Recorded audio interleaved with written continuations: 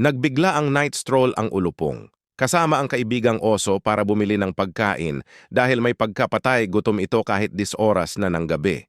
Nakiusap ang kaibigang oso na wag muna umuwi dahil gusto niyang dalhan ng pagkain ang kanyang mahal at tanging pinakamamahal niya. Sana all, babakbakin na sana ng ulupong ang daan dahil gusto nitong magmala fast and furious ang atake para mahatid at makakain, ngunit pinigilan siya ng kulogo dahil sa malubak at madaming craters at baka matapon ang pagkain ng kanyang honey bunch. OA ang putya. Ngiting wagi si kuya at bakas ang saya sa kanyang mga labi. Dahil pauwi na sila at sa wakas malalapang na ang pinakaaasam niyang pagkain, napakaburaw talaga. Wow! Takam na takam ang dalawa.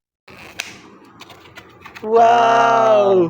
Kasagasa pa ng Dinosaur. Dinosaur ang nasagasaan, wala ng iba. Kain halupon ang ginawa ng ulupong na parang wala ng bukas. Buraot! Napasayaw sa sobrang sarap ang kamoteng ito. At biglang napa-thumbs up siya dahil fully restored na siya. Power on. Awo!